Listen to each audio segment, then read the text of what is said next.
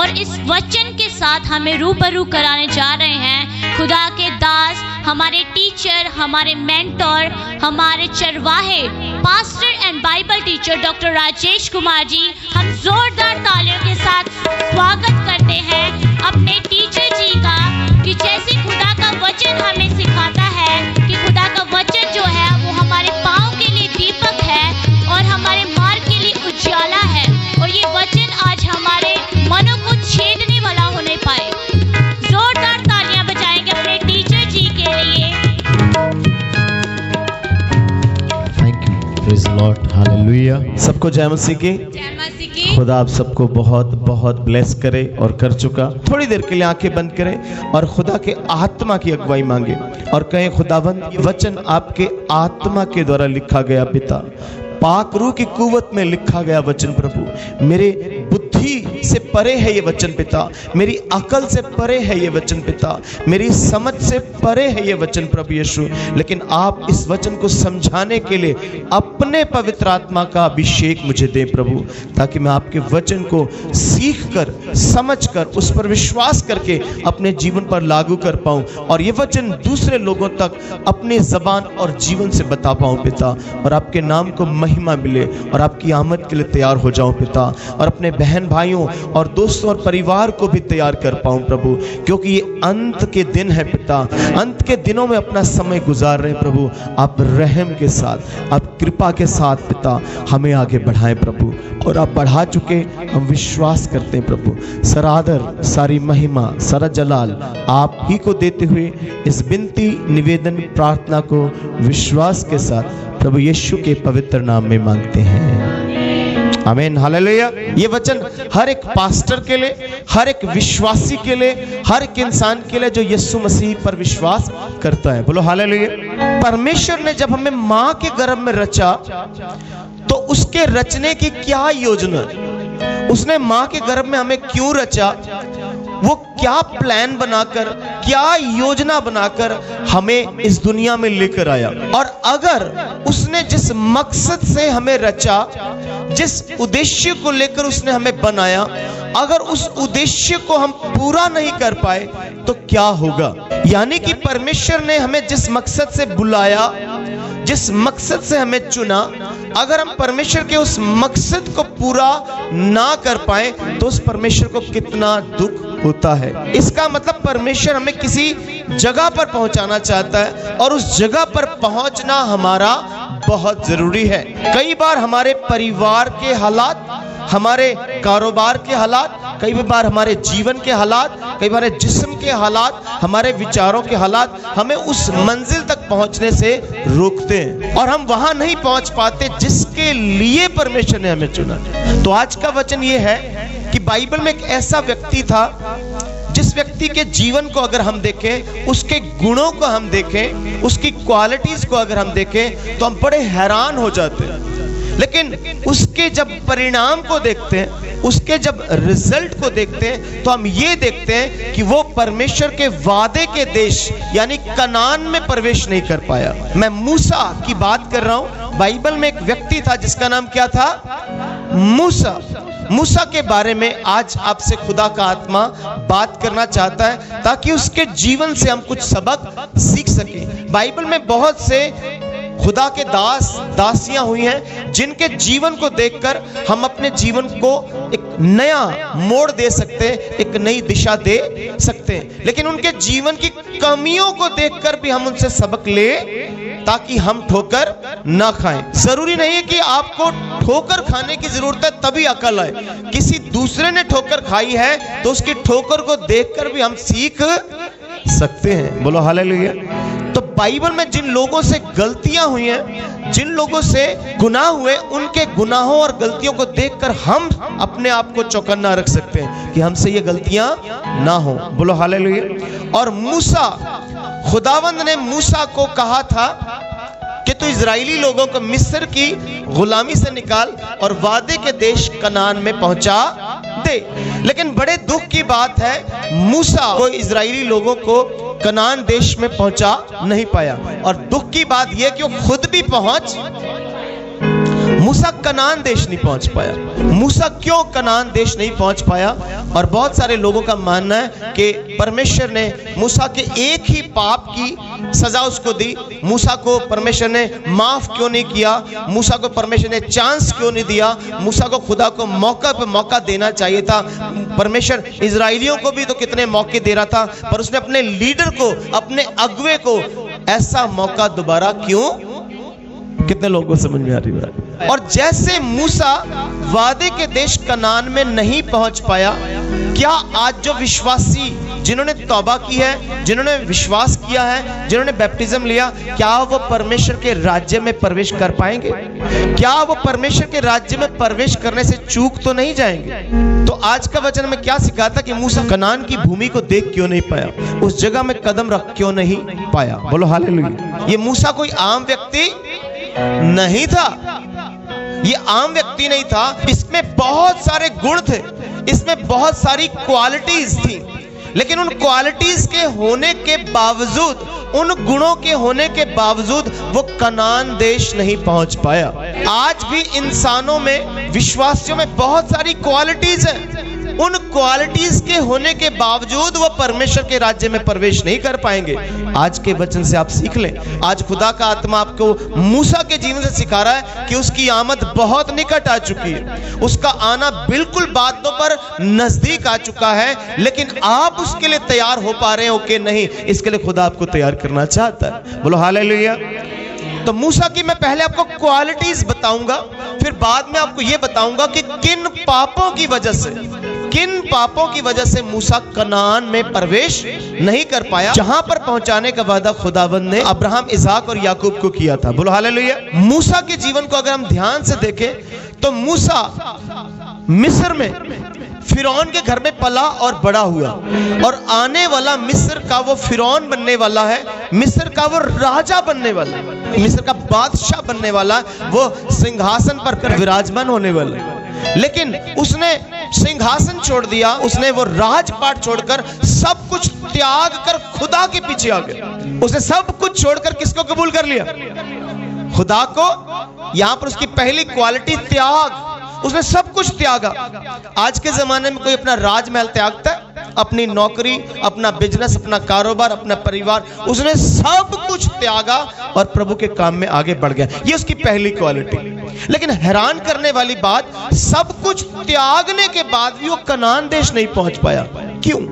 एक सवाल। बोलो हालेलुया। सब कुछ त्यागने के बाद भी वो कनान देश नहीं पहुंच पाया। आज भी हो सकता है हम यीशु के लिए बहुत कुछ त्याग चुके हो सकता है हमने नौकरी त्यागी हो, बिजनेस त्यागा हो, पत्नी को छोड़ दिया, पति को छोड़ दिया, परिवार को छोड़ दिया, रिश्तेदारों को छोड़ दिया, अपने धर्म को छोड़ दिया। सब कुछ त्याग कर अगर हम यीशु में आ रहे हैं तो इस बात की क्या गारंटी है, क्या ये जरूरी है कि आप परमेश्वर के राज्य में प्रवेश कर जाओगे? बोलो हालेलुया। एक प्रश्न आपके सामने, इन प्रश्नों के उत्तर आज खुदा आपको देने के लिए जा रहा है। बोलो हालेलुया। तो उसके अंदर पहली क्वालिटी है कि वो त्यागी आदमी है, सब कुछ त्याग कर आया, सब कुछ छोड़कर आया है। बोलो हालेलुया। जब सब कुछ छोड़कर आया तो खुदावंद खुदा ने उसे इस्तेमाल किया, उसे अद्भुत तरीके से इस्तेमाल नहीं, अद्भुत तरीके से इस्तेमाल किया। उसके द्वारा लाल समुद्र 2 हिस्से हो गया। आज भी वैज्ञानिक इस सोच में पड़ा हुआ है कि लाल समुद्र 2 हिस्से कैसे हो सकता है। बोलो हालेलुया। इतने अद्भुत तरीके से उस खुदावंद खुदा ने मूसा को इस्तेमाल, उसके द्वारा आसमान से मन्ना बरस रहा है, उसके द्वारा अद्भुत चिन्ह चमत्कार हो रहे। लेकिन इतने चिन्ह चमत्कार दिखाने वाला व्यक्ति कनान देश में पहुंच, एक सवाल, क्यों नहीं पहुंच पाया? बोलो हालेलुया। सब कुछ छोड़कर आने वाला, अद्भुत चिन्ह चमत्कार दिखाने वाला व्यक्ति, लाल समुद्र 2 हिस्से कर देने वाला व्यक्ति, वो कनान देश पहुंच। बोलो हालेलुया। आज भी बहुत सारे खुदा के सेवक, बहुत सारे विश्वासियों के द्वारा खुदा अद्भुत चिन्ह और चमत्कार दिखा रहा है, तो क्या यह जरूरी है कि वो परमेश्वर के राज्य में प्रवेश कर जाएंगे? एक सवाल। बोलो हालेलुया। बोलो हालेलुया। कितने लोग समझ रहे हैं इस बात को? और बात इतनी नहीं, मूसा का अगला गुण आपको बताने के लिए जा रहा हूं। मूसा एक प्रार्थना करने वाला आदमी था। कैसा? प्रार्थना करने वाला। और प्रार्थना ऐसी प्रार्थना नहीं जैसे ही प्रार्थना करता था तुरंत उत्तर आता था। क्या समझे? बाइबल में लिखा है, जब आप गिनतियों की पत्री पढ़ोगे तो जब इजराइली कुड़कुड़ाए तो एक बार खुदा का क्रोध इजराइलियों पर भड़क उठा और खुदा ने आग बरसा दी और आग एक तंबू से दूसरे तंबू में फैलती चली गई। तब वो चिल्लाए और मूसा के पास भागे और मूसा ने तब प्रार्थना की। मूसा ने क्या की? और उसी समय खुदा ने उस आग को बुझा। यानी कि उसकी प्रार्थना में इतनी पावर थी कि खुदा इमीडिएटली आंसर देता था। बोलो हालेलुया। एक व्यक्ति जब प्रार्थना का योद्धा है, प्रेयर वॉरियर है, इतनी सामर्थ्य उसकी प्रार्थना है कि उसकी प्रार्थना में परमेश्वर का उत्तर शामिल है। इतनी प्रार्थना करने वाला व्यक्ति कनान देश पहुंच। एक सवाल, बोलो हालेलुया। आज भी हम शायद बहुत प्रार्थना करते होंगे, हमारी प्रार्थनाओं का उत्तर बड़ी जल्दी खुदा देता होगा। इतनी प्रार्थना करने के बाद क्या यह जरूरी है कि हम परमेश्वर के राज्य में पहुंच जाएंगे? एक सवाल, बोलो हालेलुया। आज अपने आप को मूसा की जगह रख कर देखने की जरूरत है कि सब कुछ त्यागने वाला व्यक्ति, सब कुछ छोड़ने वाला व्यक्ति, अद्भुत चिन्ह चमत्कार दिखाने वाला व्यक्ति, प्रार्थना करने वाला व्यक्ति, वो कनान देश पहुंच नहीं पाए। उसकी चौथी क्वालिटी, बाइबल कहती है कि खुदावंद यहोवा परमेश्वर ने कहा, तुम में से जितने भी नबी हैं उनसे तो मैं दर्शन और सपने के द्वारा बात करूंगा, लेकिन मेरा दास मूसा ऐसा नहीं है। वो सारे घराने समेत सबसे विश्वास योग्य। खुदा मूसा को क्या कह रहा है? तो अपने घराने में, सारे घराने में सबसे ज्यादा क्या है? विश्वास योग्य। उससे मैं आमने सामने बात किया करूंगा, बाकियों से दर्शन में, सपने में बात किया करूंगा। अब खुदा कहता मूसा से मैं कैसे बात करूंगा? एक ऐसा इंसान जिसके साथ खुदा आमने सामने होकर बात करता है, दर्शन में और सपने की बात दूर है। बोलो हालेलुया। और खुदा कह रहा है कि सारे घराने में मेरा विश्वास योग्य, खुदा उसको फेथफुल कह रहा है, विश्वास योग्य कह रहा है। इतना विश्वास योग्य होने के बावजूद, खुदा के साथ आमने सामने बात करने के बावजूद वो कनान देश नहीं पहुंच पाया।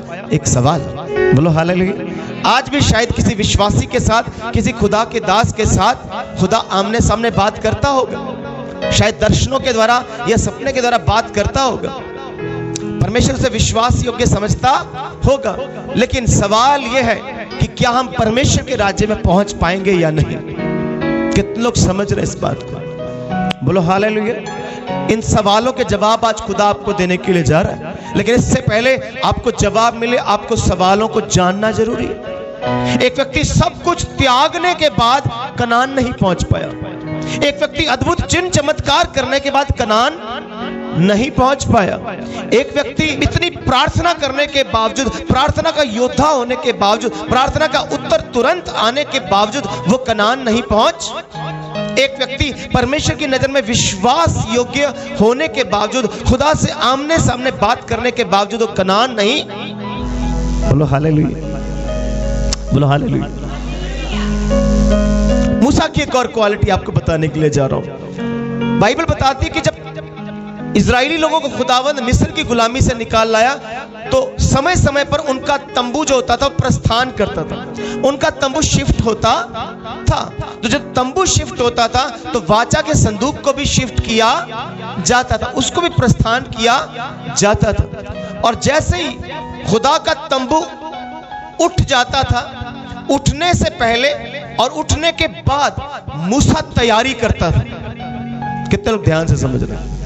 मान के चलिए कि वाचा का संदूक डेरे में उसको स्थापित करना है, तो मूसा पहले से कहता था, हे यहोवा उठ, तेरे शत्रु तितर बितर हो जाएं, तेरे बैरी तेरे सामने से भाग जाएं।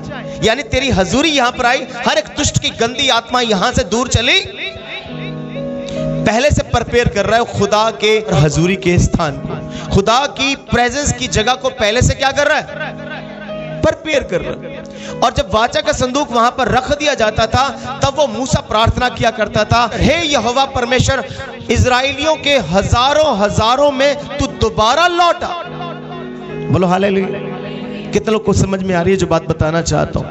वाचा के संदूक को रखने से पहले वो प्रार्थना कर रहा है, यहोवा परमेश्वर, तेरे दुश्मन, तेरे वैरी तेरे सामने से तितर-बितर हो जाएं, तेरे सामने से भाग जाएं। और जब वो वाचा का संदूक वहां पर रख दिया गया, तब वो ये प्रार्थना कर रहा है कि हे परमेश्वर यहोवा, तू इजराइलियों जो हजारों हजार के हैं उनमें वापस लौट आ, उनमें वापस। ये सब बातें बाइबल में लिखी है जो मैं आपको बता रहा हूं। मैं कोई भी बात बाइबल से बाहर नहीं बोलता, क्योंकि बाइबल से बाहर बोलने के लिए मैं यहां पर खड़ा नहीं हूं। बोलो हालेलुया। उसने मुझे जो वचन दिया है मैं आप तक पहुंचा रहा हूं, और ये खुदा के आत्मा के द्वारा बताया गया वचन है जो मैं आप तक पहुंचा रहा हूं। मैं कहीं से नोट करके किसी की कॉपी पेस्ट करके आपको नहीं बता रहा हूं। बोलो हालेलुया। तो परमेश्वर की हजूरी के लगने से पहले और लगने के बाद पहले तैयार रहने वाला व्यक्ति कनान देश नहीं पहुंच पाया। बोलो हालेलुया। आज हम भी चर्च लगने से पहले शायद पहले तैयारी करते होंगे, झाड़ू लगाते होंगे, सफाई करते होंगे, पहले आ जाते होंगे, या अपने घर में सारे काम काज पहले करते हैं, पहले तैयारी करते हैं, हर काम करते होंगे। क्या सारी तैयारी करने के बाद इस बात की गारंटी है कि आप परमेश्वर के राज्य में प्रवेश कर जाओगे? सब कुछ त्यागने वाला व्यक्ति, अद्भुत चिन्ह चमत्कार दिखाने वाला व्यक्ति, प्रार्थना करने वाला व्यक्ति, विश्वास योग्य व्यक्ति और परमेश्वर की हजूरी को पहले से तैयार करने वाला व्यक्ति, वो कनान देश पहुंच अपने आप को इस फ्रेम में जांच रहे हैं। और बाइबल कहती है खुदा ने मूसा को एनॉइंट किया था, मसा दिया था, अभिषेक दिया था। मूसा जैसा अभिषेक किसी के अंदर भी नहीं था। बोलो हालेलुया। और खुदावंद ने मूसा को कहा, मूसा तेरे अभिषेक में से, तेरे मसा में से, तेरी एनॉइंटिंग में से मसा निकालकर मैं 70 बुजुर्गों को दे दूंगा। और मूसा ने एक बार नहीं कहा कि मेरा मसा क्यों देना, तू अपना मसा खुदा दे। तो यहां पर समझना कि मूसा के अंदर इतनी एनॉइंटिंग, इतना मसा, इतना अभिषेक भरा है। और खुदावंद का 70 बुजुर्गों को चुन, उन्हें मिलाप वाले तंबू के द्वार के सामने ले आ, और तब मैं उन पर आत्मा उतारूंगा और तेरी हेल्प की जाएगी, उनके द्वारा तेरी मदद। और मूसा ने ऐसा ही किया। मूसा ने 70 लोगों को चुना, उसमें से 68 लोग मिलाप वाले तंबू के द्वार पर आ गए, लेकिन 2 लोग छावनी में ही थे, छावनी में ही अपने तंबू में ही थे। लेकिन खुदा ने 70 के 70 लोगों पर क्या उतार दिया? अपना पाकरू, अपना अभिषेक, मूसा के अभिषेक में से, मूसा के एनॉइंटिंग में से, उसके मसा में से लेकर उन्हें दे दिया। बोलो हालेलुया। और कुछ समय के लिए यहोशू ने कहा कि वो जो 2 लोग छावनी में हैं उन्हें नबूवत करने से रोक दे मूसा। मूसा कहता नहीं, मैं तो चाहता हूं कि सारी मंडली नबूवत करे। बोलो हालेलुया। मैं तो चाहता हूं हर बंदा अभिषेक पाए। वहां पे मूसा कह रहा है, यहोशू क्या तू मुझसे जलता है? क्या बोलता है? मूसा ने यहोशू को क्या कहा? क्या तू मेरी एनॉइंटिंग से? मैं तो चाहता हूं कि सब एनॉइंटिंग पाए, सब मसा पाए, सब अभिषेक पाए। इसका मतलब इतना अभिषेक पाया व्यक्ति स्वार्थी भी नहीं था। बिना स्वार्थ के अपने एनॉइंटिंग पाया व्यक्ति कनान देश नहीं पहुंच पाया। एक सवाल, इतनी एनॉइंटिंग, इतना अभिषेक, इतना मसा पाया व्यक्ति वो कनान देश में एंटर नहीं कर पाया। क्यों? और बाइबल बताती है, जब आप बाइबल को अच्छी तरीके पढ़ोगे, लेकिन उस समय की पृथ्वी में जब मूसा था, मूसा के समय के जितने भी लोग थे पृथ्वी पर, उस समय की पृथ्वी के जितने भी लोग थे, उन सब में सबसे ज्यादा नम्र व्यक्ति था मूसा। क्या समझ रहे? सबसे हम्बल, सबसे मीक, सबसे नम्र स्वभाव का व्यक्ति था मूसा। इतना नम्र होने के बावजूद वो कनान नहीं पहुंच पाया। क्यों? एक सवाल। सब कुछ त्याग देने वाला व्यक्ति, महल त्याग दिया, ऐशो आराम त्याग दिया, सब कुछ त्यागने के बाद वो कनान नहीं पहुंच पाया। बोलो हालेलुया। खुदा उसको अद्भुत रीति से इस्तेमाल कर रहा है, चिन्ह दिखा रहा है, चमत्कार दिखा रहा है। सब चिन्ह चमत्कार दिखाने के बावजूद वो कनान पहुंच, वो प्रार्थना का योद्धा व्यक्ति है, अद्भुत प्रार्थना करता है, प्रार्थना का उत्तर भी आता है, फिर भी वो कनान पहुंच नहीं पाया। बोलो हालेलुया। परमेश्वर की नजर में विश्वास योग्य, खुद खुदा उसकी गवाही दे रहा है कि मेरा विश्वास योग्य मूसा, जिसके साथ मैं आमने सामने बात करूंगा, आमने सामने बात करने के बावजूद वो कनान पहुंच नहीं पाया। परमेश्वर की हजूरी का वो संदूक लगने से पहले और लगने के बाद वो पहले से तैयार रहता था। इतनी तैयारी करने वाला व्यक्ति कनान पहुंच, बोलो हालेलुया। उस समय की पृथ्वी के लोगों में सबसे ज्यादा नम्र व्यक्ति कनान पहुंच नहीं पाया। बोलो हालेलुया। क्यों नहीं पहुंच पाया? आज हम भी, शायद हम में से बहुत सारे लोग नम्र हो सकते हैं। कई बार कुछ लोग कहते हैं कि बड़ा बंदा नम्र है, ओहो हो उन्होंने देखा नम्र ही बड़ा। साढ़े पास्टर जी नम्र नहीं है। हालेलुया। अभी आपको पता लगा मूसा जितना नम्र कोई नहीं था, पर वो कनान पहुंच। जिस वचन में आपको मैं लेके जाना चाहता हूं, इस वचन को अगर आप रिसीव करें, आप बहुत बड़ी ब्लेसिंग रिसीव करेंगे। हालेलुया। जिस पॉइंट पर मैं आपको पहुंचाना चाहता हूं, बोलो हालेलुया। अब सोचिए एक आदमी के अंदर इतने गुण है। ये मैंने सिर्फ चंद गुण बताए आपको, सिर्फ चंद बातें मूसा की बताई हैं। वो गुणों से भरा व्यक्ति था। इतने ज्यादा गुण, इतनी ज्यादा क्वालिटीज, वो कनान पहुंच नहीं पाया। बोलो हालेलुया। अब सवाल उठता है कि वो कनान पहुंच क्यों नहीं पाया? क्या कारण रहे मूसा के जीवन में? मूसा के कौन से ऐसे पाप थे जिनके कारण वो कनान पहुंच क्यों नहीं पाया? और अगर हमारे अंदर बहुत सारी क्वालिटीज हैं, बहुत सारे गुण हैं, तो अपने गुणों के आधार पर क्या हम परमेश्वर के राज्य में प्रवेश कर पाएंगे? बोलो हालेलुया। हम गिनती की किताब उसका 20 अध्याय, इसको बड़े ध्यान से समझना। वचन को पढ़ने से पहले आप थोड़ी सिचुएशन समझ लें, हालात समझ लें, वहां पर माहौल क्या चल रहा है, सिचुएशन क्या चल रही है। इजराइलियों को मिस्र से निकले हुए 40 साल हो गए, 40 इयर्स, 40 साल हो गए, लेकिन अभी कनान पहुंचे। ये एक ऐसी जगह में आ गए जिस जगह का नाम है कादेश, और कादेश में इनको प्यास लगी है। लाखों इजराइली हैं, लेकिन पीने के लिए पानी बिल्कुल भी नहीं। और इससे पहले कादेश पहुंचते पिछले 40 सालों में एक बार जब वो रपीदीम पहुंचे थे। कहां पहुंचे? रपीदीम पहुंचे।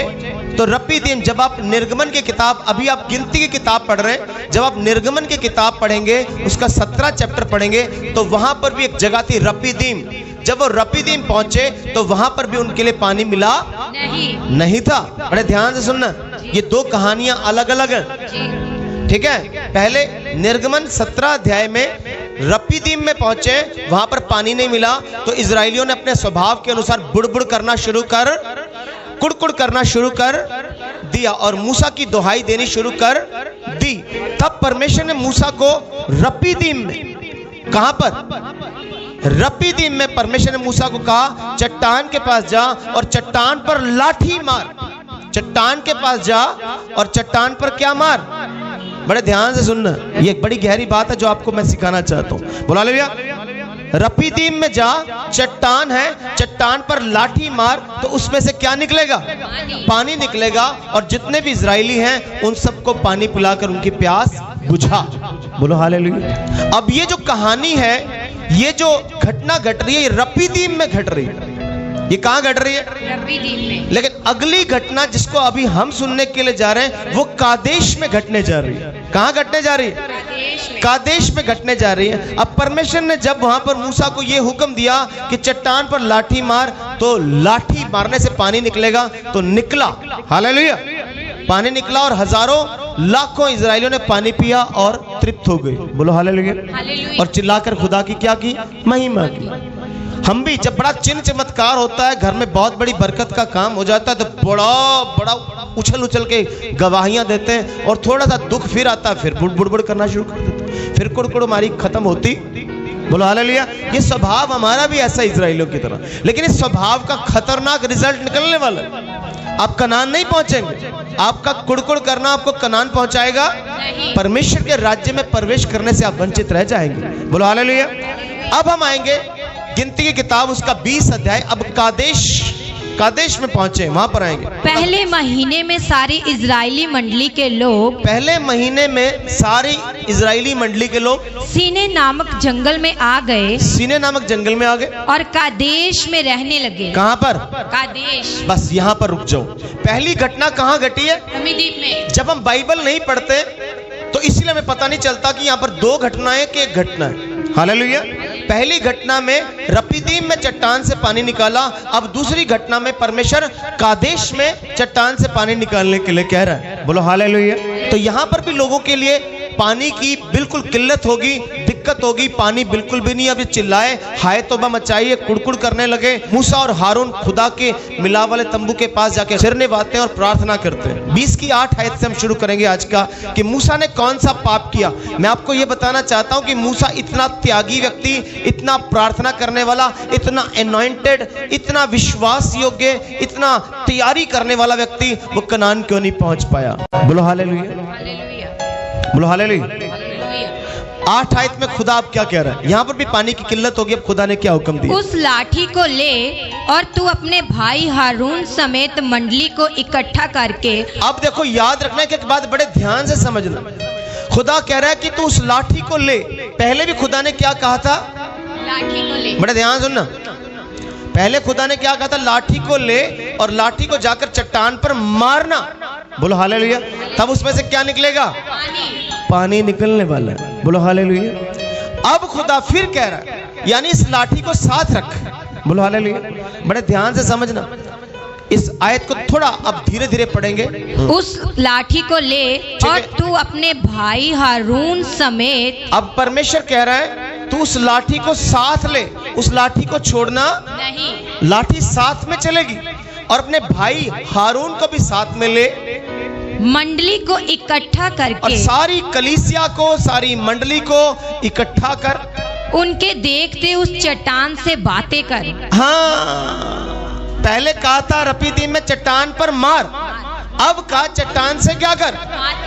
बातें कर। बड़े ध्यान से समझना कि मूसा के कौन से पापों ने उसे कनान पहुंचने नहीं दिया। बोलो हालेलुया। आज हमारे कौन से पाप हमें परमेश्वर के राज्य में प्रवेश नहीं करने देंगे। खुदा ने कहा, तू अपने हाथ में लाठी ले, अपने भाई हारून को भी ले, मंडली को भी ले, और मंडली के सामने उस चट्टान से बात कर। चट्टान से क्या कर? बात कर। तब वो चट्टान तेरे लिए पानी निकालेगी और तू सारे इजराइलियों को जल पिलाकर उनकी प्यास बुझा सकता है। बोलो हालेलुया। इसकी 10 आयत पढ़े।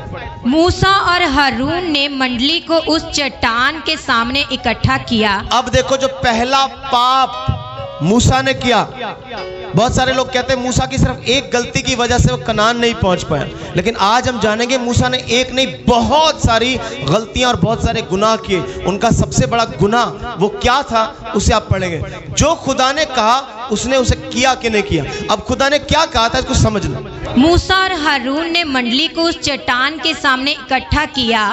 तब मूसा ने उससे कहा, हे दंगा करने वालों, सुनो।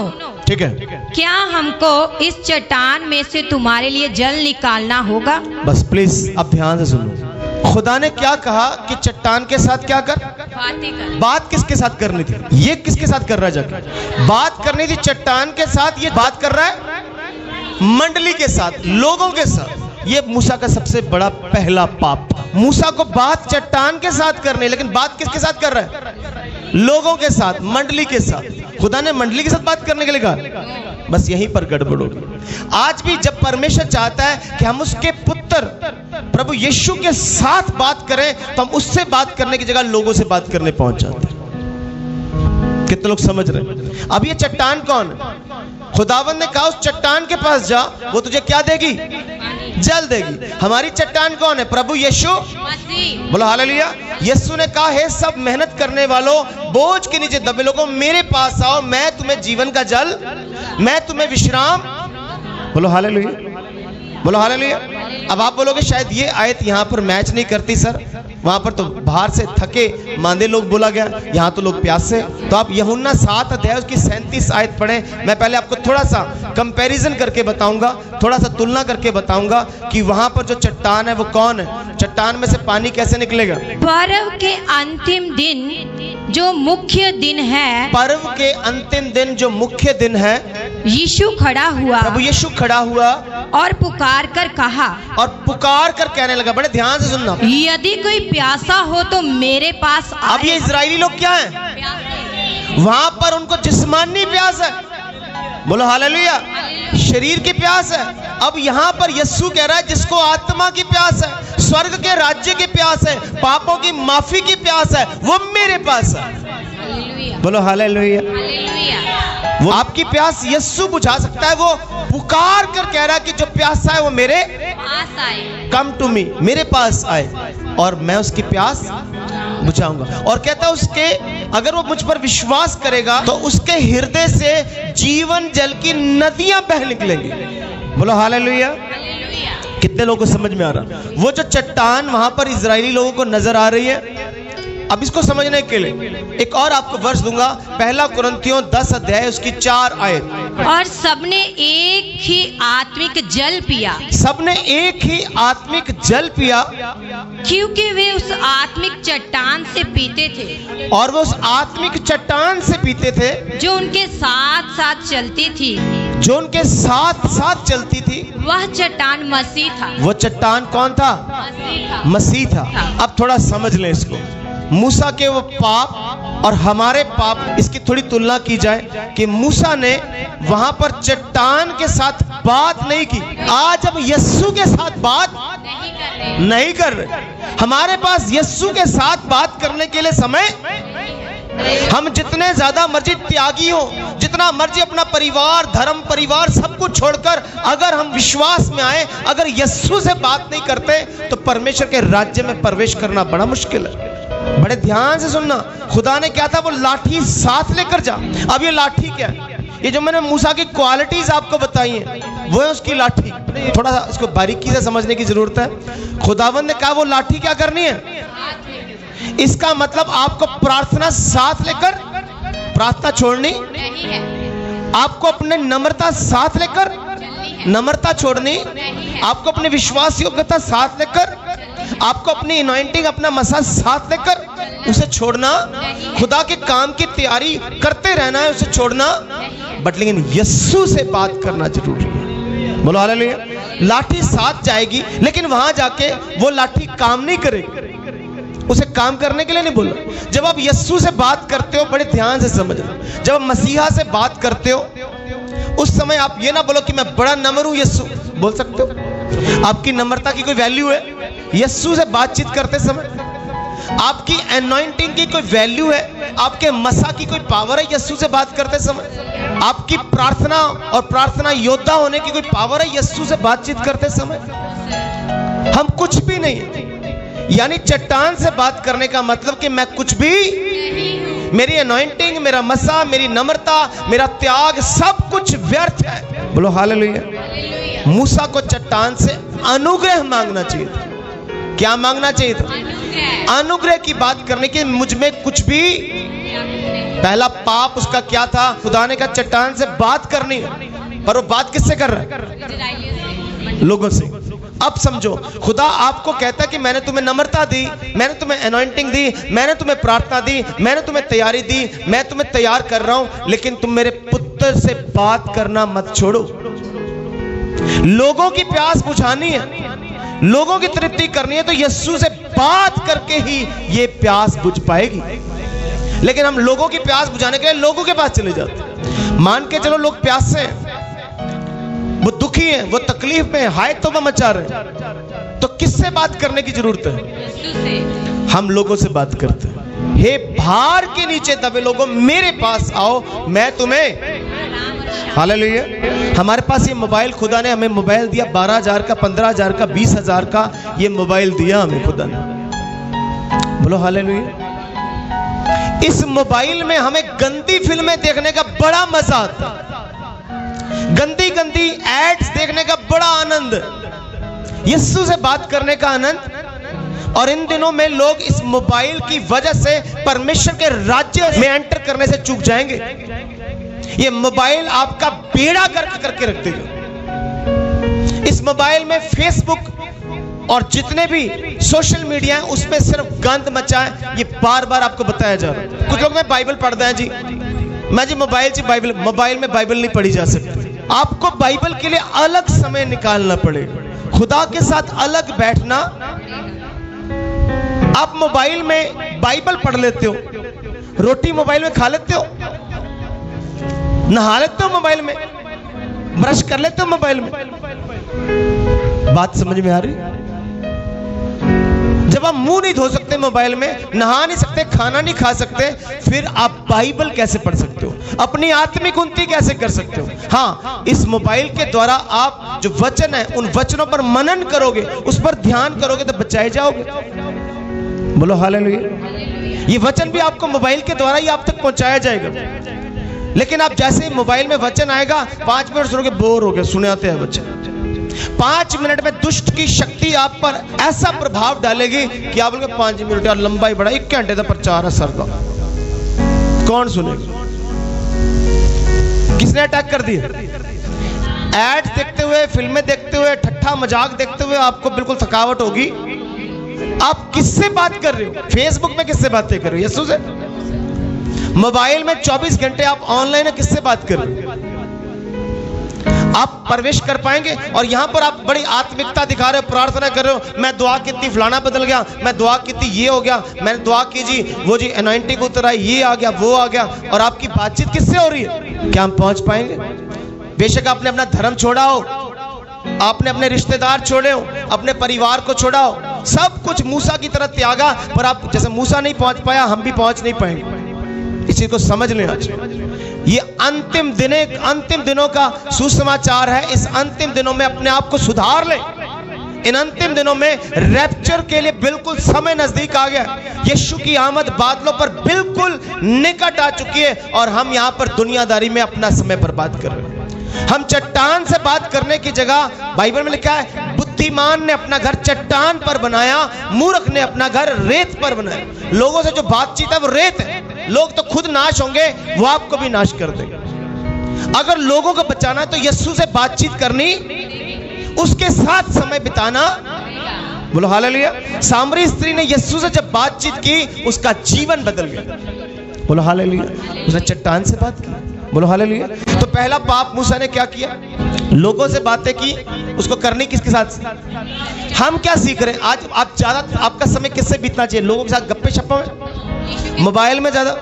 मोबाइल आपके लिए जरूरी है, मैं इनकार नहीं कर रहा हूं, हम मोबाइल से इनकार नहीं कर सकते, लेकिन मोबाइल आपका बेड़ा गर्क करेगा बहुत ज्यादा अगर आपने इसमें खुदा के वचन को समय नहीं दिया। ये आपके नाश होने की वजह बन जाएगा। अभी आपको पता, आपके दिमाग को इस तरीके से मोबाइल ने तैयार कर दिया, आप 2-2 मिनट बाद इसकी स्क्रीन चेक करते हो, नोटिफिकेशन कौन सी आई, एकदम दिमाग तैयार हो, नोटिफिकेशन केड़ी आई, केड़ा तेरे लॉटरी वाला नोटिफिकेशन आ गया, उसने मेरी फोटो लाइक की है कि नहीं की, कितने लाइक बचे, क्या है? आपके माइंड को कितना पॉल्यूट कर दिया गया, आपको समझ ही नहीं आ रहा। एक लाइक देखने के लिए अब बार-बार चेक करें। अपने जीवन का स्वभाव चेक करने के लिए कभी बाइबल को खोलकर देखा कि परमेश्वर मेरे जीवन में तूने कितने लाइक भेजे?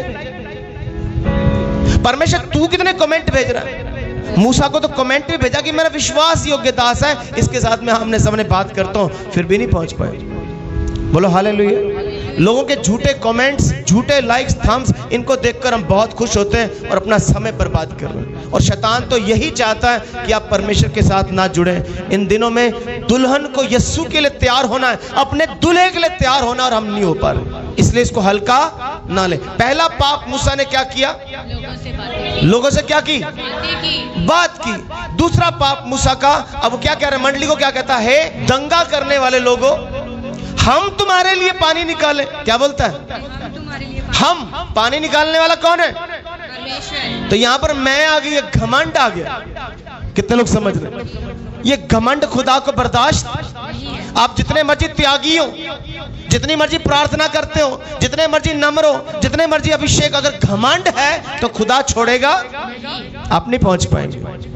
कितने लोग समझ रहे हैं बात को?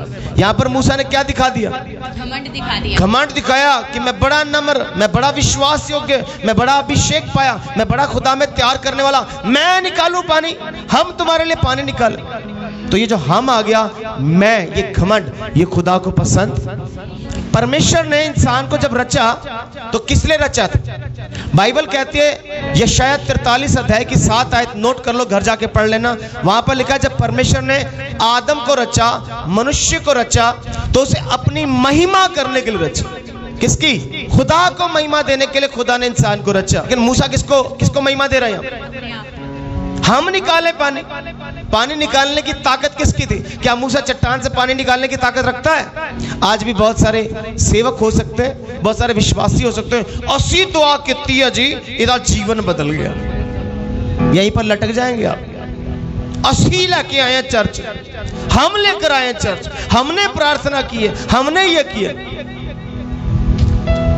अगर आप ऐसा दावा कर रहे हैं तो ये दावा करना छोड़ दे।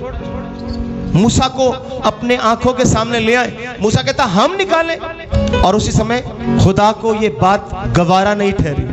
बोलो हालेलुया। दूसरा पाप मूसा का क्या है? हमें भी आ जाता है ना घमंड, अपने अंदर से ये खमीर निकालना शुरू करें, इसको सफाई करना शुरू करें कि जैसे मूसा इतना त्यागी। आप बोलोगे मैं सर जी असी तो छड्या सीगा, आई पिछला चर्च छड्ड आए, पिछला पादरी छड्ड आए।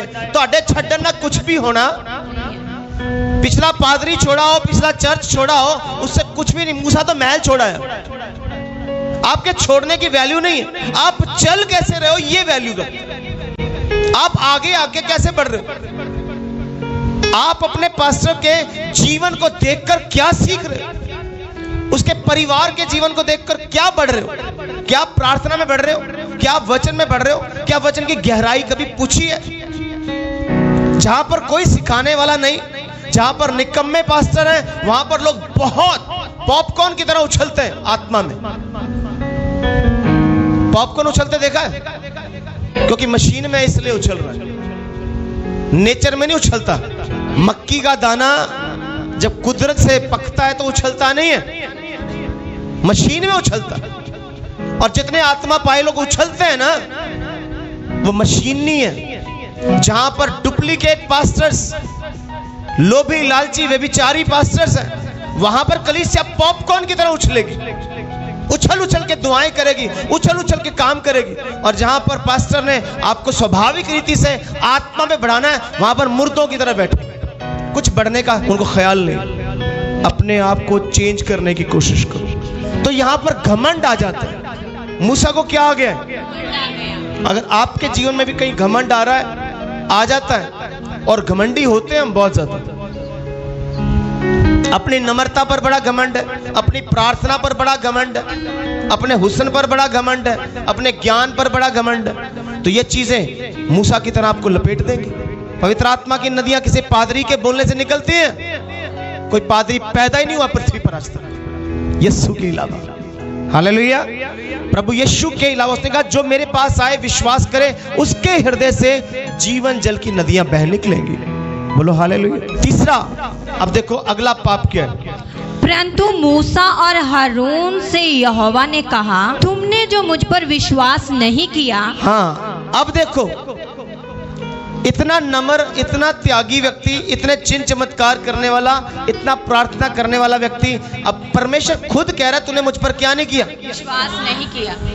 इसने विश्वास किया था तभी तो महल छोड़कर आया था, इसने विश्वास किया था तभी तो लाल समुद्र 2 हिस्से किया था, इसने विश्वास किया तभी तो आकाश से मन्ना बरसा था, इसने खुदा पर विश्वास किया तभी तो आज यहाँ पर ये लीडर बना, इसने विश्वास किया तभी लाखों लोगों को मिस्र की गुलामी से निकाल के लाया। आज खुदा कह रहा है तूने मुझ पर विश्वास नहीं किया। क्या मतलब? और खुदा ने कहा था कि सारे घराने में से ये विश्वास योग्य, आज खुदा कह रहा है तूने विश्वास ही नहीं किया। क्या समझ में आ रही? आपका विश्वास आपके आखिरी सांस तक वफादारी के साथ रहना चाहिए। प्रकाशित वाक्य 2:10 में आखिरी लाइन पढ़े, क्या लिखा है? प्राण देने तक विश्वास योग्य रह। क्या लिखा है? प्राण देने तक विश्वासी रह। अब मूसा के भी प्राण निकल गए थे पर विश्वास छोड़ बैठे। तो याद रखें, अगर आप आखिरी सांस तक विश्वास योग्य नहीं रहेंगे, आप परमेश्वर के राज्य में एंटर नहीं कर पाएंगे। आपको आखिरी सांस तक, अगर आपको सूली पर लटकाया भी जाए यीशु के लिए, तो आपको आखिरी सांस तक क्या रहना है? और लिखा है यहाँ पर, तुझे दुख सहने होंगे, तुझे तकलीफ सहनी होगी, पर तू प्राण देने तक विश्वास योग्य नहीं छोड़ना यीशु को, क्योंकि उसने प्राण देने तक अपनी विश्वास योग्यता क्रूस पर प्रूव की है। हालेलुया। मेरे दुल्हे ने अगर अपनी विश्वास योग्यता क्रूस पर प्रूव किए तो उसकी दुल्हन को भी करनी होगी। तो यहाँ पर तीसरा पाप मूसा का क्या है? खुदा एक टाइम उसे विश्वास योग्य कह रहा है, अब खुदा कह रहा है तूने विश्वास नहीं किया। चौथा पाप, खुदा ने कहा कि तूने मुझे इजराइलियों के सामने पवित्र नहीं ठहराया। बोलो हालेलुया। मैं आपको बता चुका पवित्र शब्द का मतलब, पवित्र शब्द का मतलब सबसे अलग, पवित्र का मतलब तो परमेश्वर कह रहा है मूसा तूने मुझे इजराइलियों के सामने सबसे अलग नहीं ठहराया कि मेरा खुदा नामुमकिन को मुमकिन बनाने की ताकत रखता है, असंभव को संभव बनाने की ताकत रखता है। जहां पर सिचुएशन टोटल अपोजिट है वहां पर मेरा खुदा सबसे अलग काम करने की, बोलो हालेलुया, बोलो हालेलुया। और इफिसियों 3:20 में लिखा है कि मेरा खुदा तुम्हारी प्रार्थना और विनतियों से कहीं आगे जाके करने की, क्योंकि वो अलग है, क्योंकि वो पवित्र है। हमारे खुदा को लोगों के सामने कैसा प्रस्तुत करना, साडा बाबा भी ठीक करता, साडा यीशु भी, सारे बाबे एक ही है। ऐसी बातें करने वाले परमेश्वर के राज्य में प्रवेश करेंगे। परमेश्वर ने कहा मूसा तूने मुझे इजराइलियों के सामने पवित्र नहीं ठहराया, सबसे अलग, बोलो हालेलुया। मूसा का कितना बड़ा पाप। अगर आज आप अपने यीशु को, अपने खुदा को पूरी दुनिया में सबसे अलग और पवित्र नहीं ठहराएंगे तो आप परमेश्वर के राज्य में प्रवेश नहीं कर पाएंगे। क्या समझ में आ रहा है? सबसे अलग साबित करो दुनिया के सामने। उसने कहा मंडली के सामने, दुनिया के सामने। आपके रिश्तेदार आपका विरोध करें, लेकिन आपने बताना कि मेरा यीशु अलग है, मेरा यीशु अलग है। मूसा ने क्रोध किया, उसने लोगों की बातों में आकर, लोगों के प्रभाव में आकर, लोगों के असर में आकर क्रोध किया और जाके चट्टान पर 2 बार लाठी मार। अब इसको समझना, खुदा ने उसको चट्टान पर लाठी मारने के लिए कहा नहीं था, बोलो हालेलुया। लोगों के असर में आ जाना, क्या समझे? लोगों के प्रभाव में आ जाना और खुदा के प्रभाव से बाहर निकल, क्या समझे? ये बहुत खतरनाक पाप है। जब आपके जीवन में कोई प्रॉब्लम आए, लोग आपको सताएंगे। आपके बहन भाई, आपके रिश्तेदार अगर यीशु को नहीं मानते तो वो आपको, आपने उनके प्रभाव में नहीं रहना है, आपने यीशु के प्रभाव में बने रहना है। क्या समझ में आ रहा है? बोलो हालेलुया। मूसा यहां पर खुदा के प्रभाव से बाहर निकलकर लोगों के प्रभाव में आके क्रोध कर रहा है और खुदा का हुक्म तोड़ रहा है। हम भी अपने रिश्तेदारों की बातों में आकर खुदा के हुक्म को तोड़कर क्रोध करते, खुदा के काम को रोकने की कोशिश करते। किसके प्रभाव में रहना पड़ेगा? बोलो हालेलुया। अब यहां पर ध्यान दे, एक तरफ मूसा है जो लोगों के प्रभाव में आकर क्रोध कर रहा है, लोगों ने उसे क्या कर दिया है? तंग कर मारा, दुखी कर मारा, और लोगों के दुख के प्रभाव में आकर उसने खुदा के हुक्म को तोड़। अब दूसरी तरफ यीशु नासरी, वो क्रूस पर है। मूसा को कीलें ठोकी नहीं गई थी, यीशु को कीलें ठोकी है। मूसा के सर पर कांटों का ताज नहीं था, यीशु के सर पर कांटों का। मूसा को नेजा नहीं मारा गया पसली में, पर यीशु के नेजा मारा गया। मूसा के हाथों और पांव में कीलें नहीं थी, लेकिन यीशु के हाथ और पांव में क्या थी? फिर भी वो लोगों के प्रभाव में नहीं, पिता परमेश्वर के प्रभाव में था। बोलो हालेलुया। किसके प्रभाव में था? उसने कहा हे पिता इन्हें माफ कर, क्योंकि पिता के प्रभाव में माफी निकलेगी। बोलो हालेलुया। आप क्रोध की बात नहीं करेंगे, आप माफ करेंगे। आपने सताने वालों को क्या करेंगे? क्योंकि पिता ये चाहता है आपको सताने वालों के लिए क्या करनी है। एक दिन खुदा आपके सताने वालों की खाल खींचेगा, इसलिए हमें सताने वालों से लड़ने की जरूरत, हमें लहू मांस से लड़ने की जरूरत, हमारा युद्ध लहू मांस का है ही नहीं। बोलो हालेलुया। तो अगर आप यीशु के जीवन को देखते हो तो यीशु अपने सताने वालों के प्रभाव से बाहर निकलते हुए अपने पिता के प्रभाव में बना और माफ करो। मूसा अपने पिता के प्रभाव से बाहर निकला और लोगों के प्रभाव में आकर क्रोधित हो गया। यह हमारा बहुत बड़ा पाप है। अगर आप अपने जीवन को देखें, आपके घर में कलेश होता है, आपका पति आपको पीट देता है, शराब पीकर आपको पीटा, या पत्नी पति के विरोध में होकर उल्टे सीधे काम करती है और आप टेंशन में आते हो, आप दुखी हो जाते हो और आप दुआ छोड़ देते हो, इट मीन्स, इसका मतलब है आप परमेश्वर के प्रभाव से बाहर और आप लोगों के प्रभाव में, पति पत्नी कलेश और घर के प्रभाव के अधीन आ गए हो, तो आप परमेश्वर के राज्य में प्रवेश कितने लोग समझ रहे हैं ये बात? वो जितना मर्जी सताएं, आप उनके प्रभाव में ना हो, आप उनके असर में, आप खुदा के असर में। मूसा को किसके असर में बने रहना चाहिए था, लेकिन किसके असर में चला गया। और जब लोगों के असर में जाओगे तो लोग खुद तो पहुंच नहीं पाए, वो आपको भी नहीं पहुंचने देंगे। इजराइलियों ने खुद तो पहुंचना नहीं है कनान, उन्हें मूसा की भी टांग खींच ली। ऐसे ही अगर आप लोगों के प्रभाव में, लोगों की गलत संगति के प्रभाव में, अपने रिश्तेदारों के प्रभाव में रहोगे, वो तो स्वर्ग के राज्य में एंटर नहीं करेंगे, वो आपकी भी टांग खींच। क्या समझ में आ रही बात? कितना खतरनाक पाप। पहला पाप, उसने मंडली से बात की, चट्टान से बात नहीं की। दूसरा, उसने घमंड किया। तीसरा, उसने विश्वास नहीं किया। चौथा, उसने परमेश्वर को पवित्र नहीं ठहराया। और पांचवा, उसने प्रभाव, लोगों के प्रभाव में आके क्रोध किया। बोलो हालेलुया। यहां पर मूसा अकेला नहीं था जिसको खुदा ने यह बात कही थी, उसका भाई हारून भी साथ में। जब खुदा ने उनको हुक्म दिया, दोनों भाई साथ में थे, हारून और मूसा दोनों। अब जब मूसा ये इतनी गलतियां करता जा रहा है तो हारून का क्या फर्ज बनता है? अपने भाई को समझाए। मान के चलो एक विश्वासी गलती कर रहा है तो साथ वाले विश्वासी का फर्ज क्या बनता है? उसे। एक पास्टर गलती कर रहा है, एक दास गलती कर रहा है तो कलीसिया का क्या फर्ज बनता है? उसे कि पास्टर जी तुसी इत्थे गड़बड़ जे, इत्थे तुहाडा जीवन ठीक। एक पास्टर भी इंसान है और पास्टर को इस गलतफहमी में होना भी नहीं चाहिए कि मैं बड़ा परफेक्ट हूं, मैं बड़ा सिद्ध हूं। हालेलुया। दुनिया में कोई भी सिद्ध पास्टर नहीं है और मूसा भी सिद्ध पास्टर नहीं था। बोलो हालेलुया, बोलो हालेलुया। तो यहां पर मूसा को किसकी सलाह लेने की जरूरत थी? यहां पर हारून को समझाना चाहिए था अपने भाई को। इसका मतलब आज चर्च में कोई गड़बड़ हो रही है तो चर्च में लोगों को समझाना चाहिए। समझाने वाला वही होना चाहिए जिसने खुदा की आवाज सुनी हो। क्या समझे? ए नहीं कि जड़ा मर्जी जिन्हें कभी बाइबल ही नहीं पढ़ी हो पादरी को समझाना चाहिए, जिन्हें कभी जिंदगी में दुआ नहीं कहती पादरी को लेक्चर देना चाहिए। हारून की बात चल रही है यहाँ पर। कौन? हाँ, हारून ने खुदा की आवाज सुनी है, वो खुदा की आवाज सुनता था, वो खुदा की अगुवाई में, बट फिर भी अपने भाई को समझाया नहीं। अपने भाई को ना समझाना भी आपका पाप है। अपने साथ में अगर कोई बहन पाप में, व्यभिचार में, चर्च में उल्टे सीधे काम कर रही है, परिवार में उल्टे सीधे काम कर रही है और अगर आप नहीं बता रहे तो आप और वो दोनों ही परमेश्वर के राज्य में प्रवेश नहीं कर पाएंगे। हारून का क्या फर्ज बनता था? अपने भाई को। आज कलीसिया का फर्ज क्या बनता है? एक दूसरे को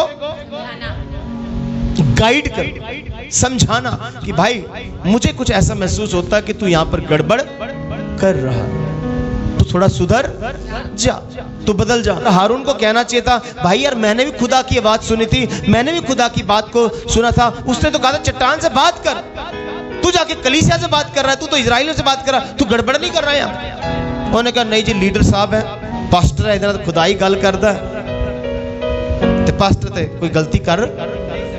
जब आप अपना फोकस पास्टर पर लगा लोगे तो नाश हो जाओ, क्योंकि पास्टर अभी क्या है, उसकी बुद्धि भ्रष्ट हो गई, उसको समझ नहीं आ रहा मैं खुदा के प्रभाव में हूं कि लोगों के प्रभाव में चल रहा हूं। और ज्यादातर जो पास्टर है लोगों के प्रभाव में चलते हैं, लोग पास्टरों को चलाते हैं, पास्टरों के प्रभाव में चलना कोई भी चाहता नहीं। यहां पर सुधारने की बात थी, मूसा को अपने भाई की बात सुनकर सुधरना चाहिए था और भाई को अपने भाई को सुधारना। अगर आप नहीं कर रहे तो जैसे मूसा कनान में प्रवेश नहीं कर पाया तो शायद हम भी। मैं यह बता रहा हूं कि हारून ने समझाया क्यों नहीं, क्योंकि हारून को लगता था कि ये तो बड़ा पास्टर है। क्या है? वड्डा पास्टर है, ते वड्डे पास्टर ना रब सिद्धि। यही पर हम मार खाते हैं। आपको अगर मेरे जीवन में कोई प्रॉब्लम नजर आती है, आप खुदा की आत्मा से पूछ कर आए और मुझे बोले कि सर मैंने आपके बारे में खुदा की आत्मा से पूछा, मुझे आपके बारे में ये गलत बात पता लगी, 100% मैं अपने आप को सुधारूंगा। हाँ, लेकिन वो बात होनी चाहिए, ये नहीं कि झूठा मेरे पे इल्जाम लगा दो। समझ में आ रहा कि नहीं आ रहा? मुझे भी सुधरने की जरूरत है, मैं इंसान हूं। मूसा भी क्या था? इंसान। परफेक्ट इंसान के रूप में इस पृथ्वी पर सिर्फ यीशु है और कोई भी नहीं। पतरस में कमियां, पौलुस में, अब्राहम में, सब में कमियां पाई गई। हालेलुया। तो एक पास्टर को जब आप खुदा के दर्जे पर बिठा दोगे, परमेश्वर ने क्यों उसको कनान नहीं पहुंचने दिया कि यही पास्टर को आपने खुदा के दर्जे में बिठाया ना, इसी को मैं पहुंचने। कलीसिया के लिए सबक था, इसको बड़ा आत्मिक पास्टर समझ रहे हो तो इसको मैं कनान पहुंचने। ऐसे ही आज आपकी जो निगाह है अपने पास्टर के ऊपर टिक ना जाए। इसका मतलब ये भी नहीं कि आप अपने पास्टर का रिस्पेक्ट करना छोड़ दो। अपने पास्टर की, अपने दास की, खादिम की रिस्पेक्ट करें, उसका आदर करें, लेकिन पूजा नहीं करनी उसकी। पास्टर की पूजा आपके लिए श्राप है। पास्टर की रिस्पेक्ट करें, आप आदर करें, वो आदर के लायक है। बाइबल कहती है खुदा के दासों का दुगना क्या करो, पर उसको वर्शिप में ले जाओगे, आप खुदा के दर्जे में बिठाओगे तो खुदा छोड़ेगा। इससे बचें आप। तो यहां पर यही हुआ, उसके भाई को समझाना चाहिए था, भाई बात तो मैंने भी खुदा की सुनी है, गड़बड़ कर रहा है। तो ये उसका छठा पाप था। ये उसका कौन सा पाप था? सातवां पाप मूसा का क्या था कि उसको चट्टान से बात करनी चाहिए थी, पर उसने चट्टान पर मार डाला।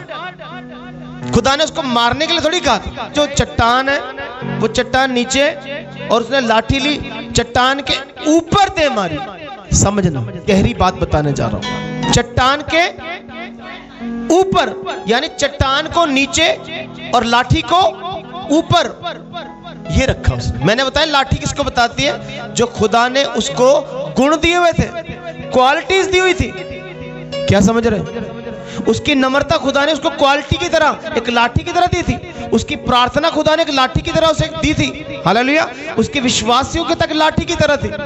हालेलुया। उसकी एनॉइंटिंग, उसका अभिषेक, उसकी तैयारी, उसका त्याग खुदा ने एक लाठी की तरह उसको दिया था। लेकिन उसने सब चीजों को चट्टान से ऊपर रखा। अभिषेक को, अपनी नम्रता को, अपनी प्रार्थना को, अपनी विश्वास योग्यता को, अपनी तैयारी को और अपने चिन्ह चमत्कारों को आप यस्सु से ऊपर रखोगे तो खुदा छोड़ेगा। चट्टान से ऊपर नहीं जाएगी लाठी। खुदा ने कहा चट्टान से बात कर। चट्टान के ऊपर उसने लाठी दे मारी। कई बार वरदानों को हम यस्सु से भी ऊपर रखते हैं। बड़े दुख की बात है, अभी आप जितनी भी क्रिश्चियन मीटिंग्स देखोगे, बरकतां दी बारिश, चंगाई की सभा, ऐसे ऐसे पोस्टर चिपकाए पादरियों ने। कोई भी नहीं कहता मन फिराओ की सभा, पापों की क्षमा की सभा, अनंत जीवन की तैयारी की सभा, स्वर्ग के राज्य की तैयारी की सभा, रैप्चर की सभा। ऐसे कोई है नहीं। तो मूसा का ये वाला पाप बड़ा भयानक था। अपनी क्वालिटीज को यस्सु से ऊपर लेकर जा रहे हैं। तो अपने अंदर झांकें कि क्या आप अपनी क्वालिटीज, अपने गुणों को प्रभु यीशु जो हमारी चट्टान है उससे ऊपर रख रहे हैं। तो ये आपका पाप, ये आपका गुनाह आपको परमेश्वर के राज्य में प्रवेश करने नहीं देगा।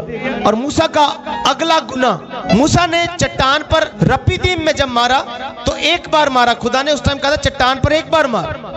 रपीदीम में कितनी बार मारने के लिए कहा? अब कादेश में मारने के लिए कहा भी नहीं। कितनी बार मार डाला? 2 बार मार। अब इसको समझना बड़ा जरूरी है। चट्टान कौन है? यस्सु। तो यस्सु को एक ही बार क्रूस पर मरना है, उसको 2 बार मारने की जरूरत। उसने 2 बार लाठी मार के मसीहा को दोबारा लटका दिया। इसको पिता बर्दाश्त नहीं करेगा। कितने लोगों को समझ में आ रही बात? यस्सु का एक ही बार लटकना काफी है, वो दोबारा लटकेगा नहीं। इब्रानियों 9 की 25 पढ़े, क्या लिखा है? यह नहीं कि वह अपने आप को बार बार चढ़ाए। क्या? ये नहीं कि यस्सु बार बार अपने आप को कहां चढ़ाए? कितने लोगों को समझ में आ रही बात? हालेलुया। ये नहीं कि अपने आप को वो बार बार चढ़ाए।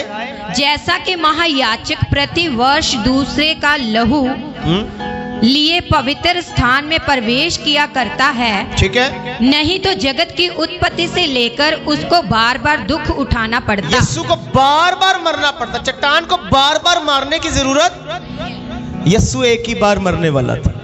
बोलो हालेलुया। इसलिए रपीदीम में एक बार चट्टान पर मार दिया गया। चट्टान पर मार दिया गया। अब वो चट्टान यस्सु था। यस्सु को एक बार क्रूस पर मरना था, उसे दोबारा मारने की जरूरत नहीं थी। अब आप बोलोगे मूसा ने 2 बार मारा, हमने थोड़ी यस्सु को 2 बार मारा। इब्रानियों 6 की 6 पढ़ो, पता चलता है आप मार रहे कि नहीं मार रहे। यदि वे भटक जाएं तो, यदि आप प्रभु के वचन से उसकी आत्मिकता से, उसकी योजना से भटक जाएं, उन्हें मन फिराव के लिए फिर आपका वापस लौटना बड़ा मुश्किल है, असंभव बात है, नामुमकिन बात है। नया बनाना अनहोना है। नया बनाना अनहोना है। एक आदमी पवित्र आत्मा का वरदान पा लिया, तौबा कर ली, मन फिराया, बपतिस्मा लिया, लेकिन अपना जीवन नहीं बदला, तो वो यीशु को फिर से सूली पे लटकाता है। क्या लिखा आगे? क्योंकि वे परमेश्वर के पुत्र को अपने लिए फिर क्रूस पर चढ़ाते हैं। क्या समझ रहे हैं? दोबारा उसको लाठी मारना, दोबारा उसको क्रूस पर चढ़ाना, क्या समझ रहे बात? कि यीशु मसीह एक ही बार मरने के लिए आया, उसे बार बार मारना नहीं है। इसलिए इब्रानियों 10:26 में क्या लिखा है? क्योंकि सच्चाई की पहचान प्राप्त करने के बाद, सच्चाई की पहचान प्राप्त करने के बाद, यदि हम जानबूझकर पाप करते रहे, यदि हम जानबूझकर पाप करें, तो पापों के लिए फिर कोई बलिदान बाकी कोई लटकने के लिए नहीं आएगा, कोई सूली पर लटकने के लिए, बस वो एक बार आ गया। इसलिए मूसा का वहां पर सबसे बड़ा पाप ये था, उसने लाठी 2 बार मारी। चट्टान पर एक बार पहले लग चुकी है, यीशु एक बार मर चुका है, अब उसे दोबारा मरने की जरूरत। अगर हम पाप करते हैं तो हम यीशु को दोबारा सूली पर लटकाते हैं। हम यहाँ पर गवाही देते हैं, मैं तौबा कितनी है जी, मैं प्रभु चाह गया। तौबा सिर्फ यहीं पर की है, स्टेज पर गवाही में, घर में तौबा नहीं हुई। मैं जी सिगरेट चढ़ती, मैं शराब चढ़ती, मैं नशा चढ़ता, सिर्फ स्टेज पे छड़िया, घर में नहीं छोड़ा, जीवन में छोड़ा। आप लटक जाएंगे, आप नहीं पहुंच पाएंगे परमेश्वर के राज्य में। जिसने आपके लिए लहू बहाया, वो आपको प्यार करता है, वो आपको पहुंचाना चाहता है। आप यहां पर आकर कह रहे हो कि मैंने उस बहन के लिए प्रार्थना की, उसका जीवन बदल गया, उस भाई के लिए प्रार्थना की, उसका जीवन बदल गया, लेकिन आपके जीवन का क्या? आपका जीवन कितना बदला? तो मूसा का सबसे बड़ा पाप ये था, उसने चट्टान पर कितनी बार मारा? क्योंकि मूसा व्यवस्था को बताता है। मूसा किसको बताता है? तो मूसा व्यवस्था को बताता है, इसलिए व्यवस्था आपको कनान नहीं पहुंचने देगी। इसका मतलब जो भी व्यवस्थाएं इस दुनिया में, संसार में लोग चला रहे, जितने भी धर्म है संसार के, वो जो भी व्यवस्थाएं चला रहे हैं, उन व्यवस्थाओं से आप परमेश्वर के राज्य में पहुंच, आपको अनुग्रह पहुंचाएगा। बोलो हालेलुया। आपको यीशु का फजल, उसकी कृपा, उसकी ग्रेस वहां पर पहुंचाएगी। बोलो हालेलुया। अब ये सारी बातों में हमने देखा कि कितना मुश्किल है मूसा का कनान पहुंचना, और कितना मुश्किल है हमारा परमेश्वर के राज्य में प्रवेश करना। लेकिन सबसे आसान बात यहां पर यह थी कि मूसा को सिर्फ खुदा की बात सुनकर चट्टान से सिर्फ क्या करनी चाहिए थी? सिंपल, सिर्फ विश्वास करना कि परमेश्वर तूने कहा है तो तू चट्टान से पानी निकाल। अपनी इरिटेशन, अपना क्रोध, अपनी टेंशन साइड पर रखता है। बोलो हालेलुया। आज हमारे को सारी टेंशनें छोड़कर उस चट्टान के सामने आकर क्या करना है कि प्रभु तू सब कुछ करने की ताकत, बस आप स्वर्ग के राज्य में एंटर करेंगे। हालेलुया। यही ग्रेस, यही अनुग्रह आपको स्वर्ग में लेकर जाएगा। लेकिन आपका ये ग्रेस का मतलब ये नहीं है आप अपनी प्रार्थनाओं पर घमंड करें। अब इसका मतलब ये भी नहीं है कि आप प्रार्थना करना छोड़ दें। लाठी साथ में चलेगी। हालेलुया। उसने कहा लाठी साथ लेकर, इसका मतलब प्रार्थना, आपकी नम्रता, आपकी अनॉइंटिंग, आपकी निस्वार्थ सेवा, आपकी खुदा में तैयारी, हालेलुया, ये साथ चलेगी। इसको गुड न्यूज कहते हैं। ये आपके लिए क्या है? गुड न्यूज थी मूसा के लिए, गुड न्यूज थी वहां पर इजराइलियों के लिए कि प्यास लगी है, टेंशन नहीं, नदियां नहीं है, झरने नहीं है, तुम टेंशन लो, खुदा तुम्हारे साथ है। तुम उस खुदा से, चट्टान से बातें करो। अगर आप प्रभु के ऊपर विश्वास करते हो तो वो आपके जीवन में वो काम करने की ताकत रखता है जो आप सोच भी। सबसे आसान काम क्या है? बस सब कुछ छोड़ छाड़ के किसके हवाले कर दे अपने आप को। देखो, इतना ज्ञानवान व्यक्ति, इतना विद्वान व्यक्ति, इतना त्यागी व्यक्ति वो कनान पहुंचा। इसका मतलब दुनिया के ज्ञानवान व्यक्ति स्वर्ग के राज्य में पहुंचेंगे, इसलिए खुदा ने मूर्खों को चुन लिया। अगर मूर्ख बनकर, अगर निर्बल बनकर प्रभु पर विश्वास कर लो कि प्रभु तू ही करने वाला है, तो आपका स्वर्ग राज्य, आप बचेंगे, आपको बचाएगा वो, क्योंकि इसीलिए उसने जान कुर्बान, चट्टान ने अपने आप को कुर्बान किया है। वो सिर्फ आपसे बातचीत करना, हालेलुया, वो चाहता है कि आप उससे क्या करें? रूबरू हो जाए। वो तरसता है आपसे बातचीत करने के लिए। सामरी स्त्री पहले कुएं पर आई कि यस्सु पहले?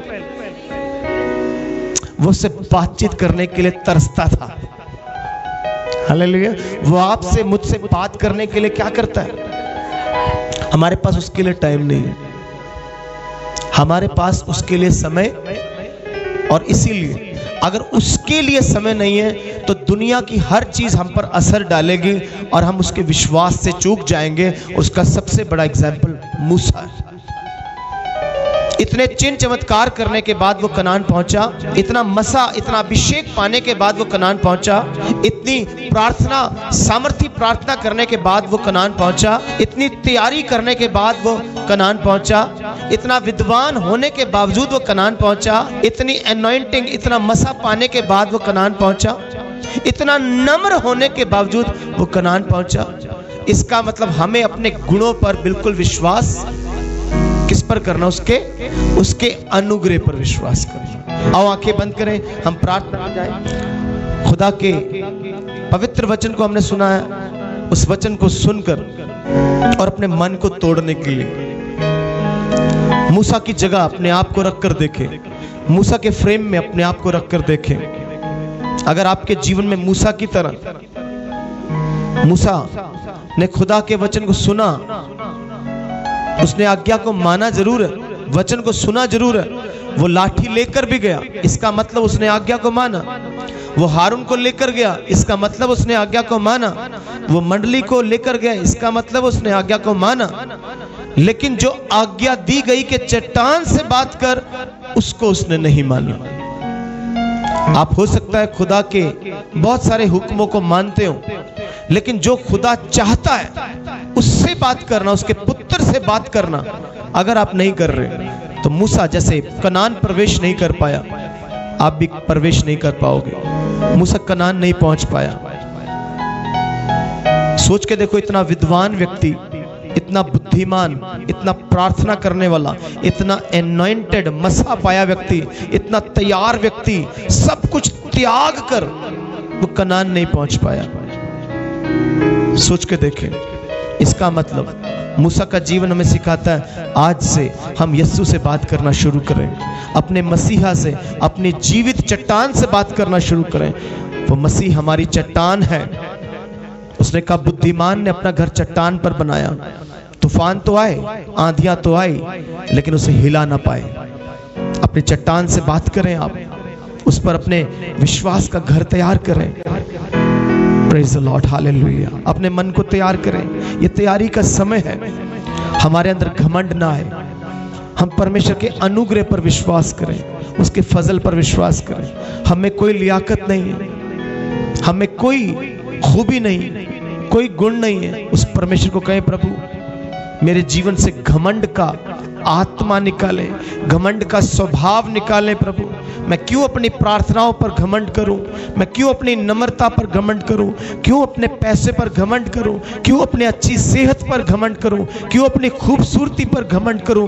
क्यों अपने ज्ञान पर घमंड करूं? प्रभु मुझे आप पर घमंड करने का आत्मा दे, आपके वचन पर घमंड करूं, आपकी आत्मा पर घमंड करूं। प्रभु आपकी सच्चाई पर घमंड करूं, आपकी मुक्ति पर घमंड करूं, आपकी आजादी, आपके छुटकारे, आपके उद्धार पर घमंड करूं, आपके स्वर्ग के राज्य पर घमंड करूं। प्रभु मैं खुद पर नहीं, आप पर घमंड करूं। प्रभु यीशु, मूसा परमेश्वर की नजर में विश्वास योग्य होने के बावजूद खुदा ने कहा, मूसा तूने मुझ पर विश्वास नहीं किया। वचन कहता है तो प्राण देने तक विश्वास योग्य रहे। मूसा विश्वास योग्य नहीं रहा, पर मुझे आप विश्वास योग्य बनाए, और यह विश्वास योग्यता पिता मेरे गुणों के कारण नहीं, आपके अनुग्रह से, प्रभु आपकी कृपा से आए। प्रभु मूसा लोगों के प्रभाव में आया, लोगों के कलेश के प्रभाव में, लोगों के सताव के प्रभाव में आया, इसलिए कनान नहीं पहुंच पाया, क्रोधित हुआ। पिता परमेश्वर, मैं लोगों के सताव के प्रभाव में ना हूं। लोग हमें सताएं यीशु आपके नाम के कारण, लेकिन उनके प्रभाव के नीचे ना हूं। प्रभु मैं आपके प्रभाव के नीचे आऊं, आपके असर के नीचे आऊं प्रभु। जैसे यीशु जब आपको क्रूस पर सताया गया तो आपने सताने वालों के प्रभाव से बाहर आकर, उसके असर से बाहर आकर प्रभु यीशु आपने कहा, हे पिता, हे मेरे खुदावंद, इन्हें माफ कर, ये नहीं जानते ये क्या करते हैं। मूसा नहीं बच पाया, लेकिन हमारे पास बचने की संभावना है, हमारे पास चांस है, उस चांस को ना गवाएं। जैसे डाकू ने पिता परमेश्वर क्रूस पर यीशु से बातचीत की, यीशु ने कहा तू आज ही मेरे साथ स्वर्ग लोक में होगा। मूसा कनान नहीं पहुंच पाया, लेकिन वो डाकू स्वर्ग के राज्य में प्रवेश कर पाया।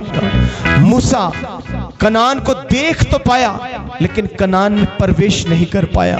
ऐसा ना हो कि हम भी सिर्फ दर्शनों में, सपनों में परमेश्वर का राज्य देखें, लेकिन उसमें प्रवेश ना कर पाए। आइए यीशु का अनुग्रह मांगे, आइए प्रभु का अनुग्रह मांगे, पवित्र आत्मा की सामर्थ मांगे और कहें, प्रभु यीशु मुझे अपना अनुग्रह दे, मैं आपका राज्य देख भी पाऊं और उसमें प्रवेश भी करने पाऊं। आपके अनुग्रह से, अपने गुणों से नहीं, अपनी काबिलियत से नहीं, अपनी प्रार्थना से नहीं, अपनी नम्रता से नहीं, अपने ज्ञान, अपनी बुद्धिमत्ता, अपने मसा से नहीं प्रभु, आपके अनुग्रह से प्रभु, आपकी दया से प्रभु, और मैं और मेरा घराना बचाया जाए प्रभु। आपके नाम को महिमा मिले पिता। मैं अपने परिवार के लिए प्रार्थना करता हूँ, अपनी पत्नी बच्चों के लिए प्रार्थना करता हूँ, भाई बहनों के लिए प्रार्थना करता हूँ, अपने रिश्तेदारों के लिए प्रार्थना करता हूँ प्रभु जी। आप उन्हें भी बदल दे प्रभु, उनके मन को, सोच को बदले प्रभु, और इन आखिरी दिनों में हम मिलकर आपके राज्य के लिए तैयार हों। आपका राज्य पिता परमेश्वर मेरे जीवन के द्वारा दूसरों तक पहुंचे प्रभु, और हम आपकी आमद के लिए तैयार हों, आपके रैप्चर के लिए, आपके बादलों पर आने के लिए हम तैयार हो पिता। आपके नाम को महिमा मिले। धन्यवाद करते, praise the Lord, hallelujah, thank you. धन्यवाद के साथ परमेश्वर की स्तुति करें, ताली बजाते हुए परमेश्वर की महिमा करें। धन्यवाद दे उस खुदा को, धन्यवाद दे, वो जीवित परमेश्वर हमारे साथ बात करता है। Thank you Jesus, thank you Lord, thank you Jesus. धन्यवाद की सामर्थ के साथ धन्यवाद करें उस खुदा का, उसने हमसे बातचीत की है, हमें तोड़ा है, हमें सुधारा है, हमें समझाया है, हमें तैयार किया। हम उसके अनुग्रह को ना भूलें, उसके विश्वास से परे ना जाए, उसकी संगति से परे ना जाए, और परमेश्वर के राज्य के लिए तैयार हों। सरादर उसको देते हुए, सारी महिमा उस खुदावंद को देते हुए, इस विनती, निवेदन, प्रार्थना को विश्वास के साथ यीशु नाम में मांगते हैं। आमीन, आमीन, आमीन। जोरदार तालियां प्रभु यीशु मसीह के लिए।